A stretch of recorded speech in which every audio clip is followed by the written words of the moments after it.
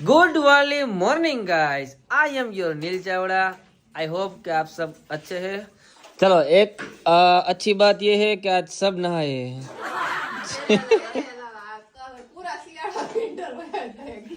मेरे अलावा गाइस देखो सब पैक हो चुका है और हम जा रहे हैं लंदन नहीं सॉरी अमेरिका नहीं। कच्छ नहीं देखा तो कुछ नहीं देखा, पर उससे पहले भी एक जगह पे जाएंगे जिसका नाम अभी मैं नहीं बताऊंगा। हाँ द्वारका, चलो भाई इसने बता दिया। चलो द्वारका जाएंगे, द्वारकाधीश के दर्शन करने। जो गुजरात में रहते हैं उनको तो पता ही है द्वारका कहाँ पर है।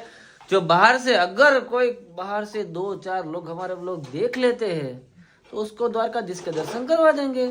चलो गाइस इस निकल चुके हैं हम द्वारका। देखिए हाईवे है। हम राजकोट से द्वारका जाएंगे ना तो वो तकरीबन 250 किलोमीटर का रास्ता है ना। तो पहले यहाँ से तो पहले द्वारका जाएंगे, उसके बाद सोचेंगे कि वहाँ से कहाँ जाना है। सबसे पहले तो आपको द्वारकाधीश के दर्शन करवा देंगे ना। ये देखो देखो सब बैठे हैं। हमारे गुजराती में घेटा बकरा बोलते हैं ना, हिंदी में क्या बोलते हैं उसको? बकरीबाज। भेड़ बकरी की तरह बैठ गए। देखो आधे लोग तो सो गए। चलो अब हम जाते हैं और बाहर काफी सारा धुम्मस है। तो पहुंच गए हम गुजरात के जामनगर सिटी में, जो कि बीच में आता है। बट उससे पहले हम मस्त चाय पियेंगे, क्योंकि चाय के बिना हमारा दिन नहीं बनता है। और ये देखो पत्तू सो गया था, अभी उठा है। पत्तू चाय पीनी है तुझे बेटा? चाय पीनी है? चलो गाइस अभी थोड़ा रेस्ट कर लेते हैं, चाय पी लेते हैं। आई थिंक 130 किलोमीटर जितना कट कर लिया है हमने। तो अभी चाय पी के फिर से द्वारका जाएंगे। गाइस रास्ते में देखो हमने वो धीरू भाई मिल गए। धीरू भाई पता है ना, धीरू भाई अंबानी। देखो ये जो इंडस्ट्री है ना पूरा उनका है? मेरे साथ पार्टनरशिप है बट मैंने कभी बताया नहीं उनको। मेरा बड़प्पन है ऐसा। ये पूरा इंडस्ट्रीज उनका है गुजरात में। मुंबई में उनका घर है, यहाँ पे उनका इंडस्ट्री है पूरा।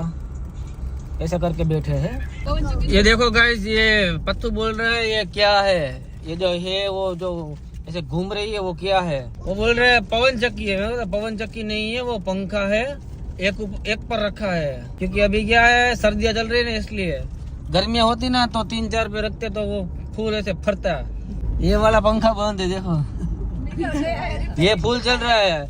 किसी को अगर ऐसे गर्मी लग रही है ना तो उससे हवा आती है। तो गैस हमने यहाँ पे मस्त कपड़े चेंज कर लिए गाड़ी के अंदर मिले। मैं और विहान के कपड़े चेंज करने बाकी थे, क्योंकि मुझे ड्राइविंग के टाइम है ना नाइट ड्रेस अच्छा लगता है। और अभी देखो ये विहान पत्थू, विहान इसका ओरिजिनल नाम विहान है, रियल नाम विहान है, बाकी तो पत्थू कहते हैं। पत्थू ने बाबा सूट पहन आयो। और जो सामने दिख रहा है वो द्वारका है, जस्ट 5 किलोमीटर दूर है। चलो ये तो घर बना दिया है सबने, देखो एक बार। अभी इतनी धूप है ना बात मत पूछो। अभी टाइम हुआ है 12 बजे।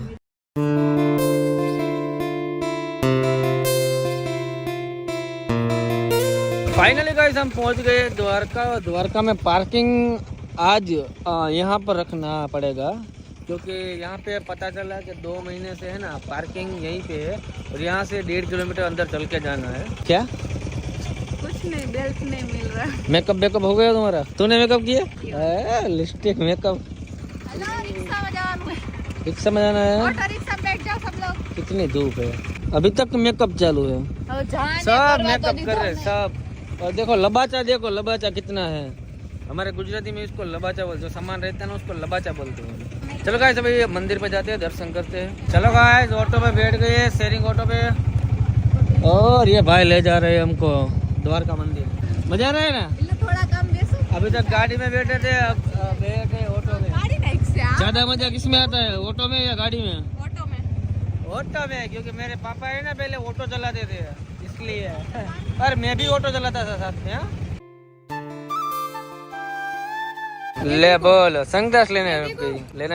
अच्छा लग रहा है? अच्छा लग रहा है।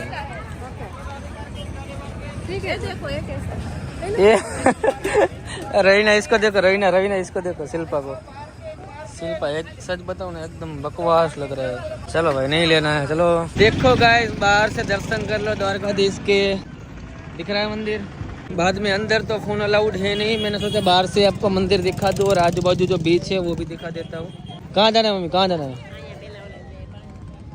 अच्छा वो पानी, अभी जो हम केदारनाथ गए थे ना, केदारनाथ ना मम्मी, केदारनाथ हरिद्वार, अभी हम हरिद्वार गए थे ना।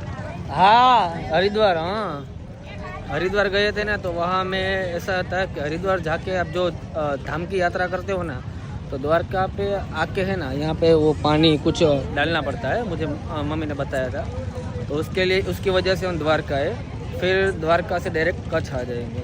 वैसे द्वारका तो हम 2-3 महीने में आते ही है। કેટલું એકદમ મસ્ત ક્લીન વોટર। उसका गुजराती व्लॉग चालू है, मेरा हिंदी व्लॉग चालू है, दोनों में कंफ्यूज हो रही है। आगे आगे मत जाना भाई। मम्मी को क्या करना है? देखो मम्मी पानी डाल के अपना कार्य पूरा कर रही है। पथू आगे मत जाना ज्यादा भाई।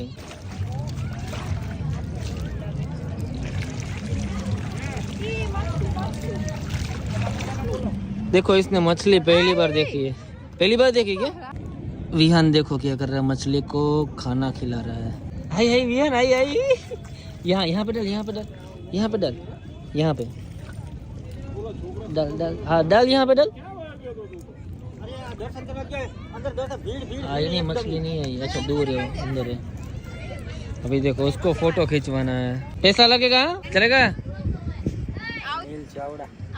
मेरा भाई हो गया है फोटोशूट कंप्लीट। अभी देखो किंजल कोमल के साथ फोटो को खिंचवा रहे हैं सब। ये बताइए गुजराती फैन फॉलोइंग। अगर आप हिंदी में सपोर्ट करोगे तो मुंबई जाऊंगा तब भी ऐसा ही माहौल देखने को मिलेगा आपको, है ना। गाइस जितना ट्रैफिक है ना, बात मत पूछो। देखो कितना ट्रैफिक है ना। अभी यहाँ पे चप्पल जूते जमा करवाएंगे, मोबाइल सब यहाँ पे जमा होता है, फिर ऊपर जाएंगे हम। देखो वहाँ से चलो फोटो खिंचवा लेते हैं सबके साथ। गाइस दर्शन करने गए थे बट टाइम ओवर हो गया था। देखो डोर बंद हो गए हैं, बट कोई दिक्कत नहीं है, थोड़ा दूसरी जगह घूम के वापस दर्शन करने आएंगे हम। 5 बजे डोर ओपन होता है, 5 बजे फिर से आएंगे दर्शन करने, उसके बाद यहाँ से जाएंगे, ठीक है। द्वारका के अंदर है हटकेश्वर महादेव के दर्शन कर लो सभी लोग। कमेंट में लिख देना हर हर महादेव।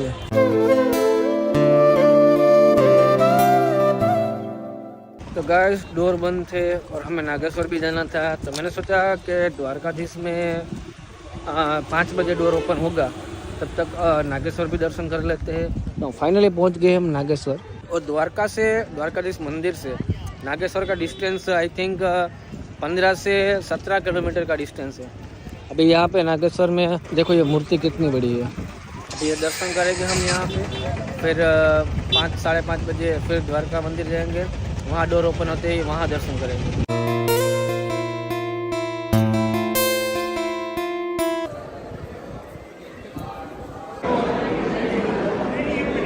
गाइस हमारी इच्छा थी कि हम नागेश्वर जी के दर्शन करें अंदर से, बट दिक्कत है धोती पहननी पड़ेगी, तो हम यहाँ से पहले धोती पहन लेंगे। और थैंक यू सो मच भाई, आप सब लोगों का थैंक यू भाई, अंदर से दर्शन करवाने के लिए भाई, थैंक यू। तो गाइस अंदर से दर्शन करवा दिए। पहले तो गुरुजी का खूब अच्छा। गुरुजी यहाँ पे नागेश्वर में क्या है, हमारी पब्लिक को बताइए आप। ये 12 ज्योतिर्लिंग है। जैसे अपने भारत के प्रमुख 12 ज्योतिर्लिंग हैं, उनमें से 2 हमारे गुजरात में है। फर्स्ट नंबर सोमनाथ और सेकंड पे नागेशम दारुका वने। ज्योतिर्लिंग उसे कहा जाता है जहाँ पे भगवान शिव जी स्वयंभू ज्योतिर्लिंग के रूप में विराजमान होते हैं, जिसके पीछे काल्पनिक कोई गाथा होती है, उसे ज्योतिर्लिंग कहते हैं। यहाँ बरसों पहले जंगल था, जंगल में एक दैत्य रहता था जिसका नाम दारुक था। उसकी पत्नी यानी कि दारुका, वो माता पार्वती जी की उपासक थी। उसने माता जी के लिए एक 16 योजन दूर रचाया हुआ सुंदर वन बनाया।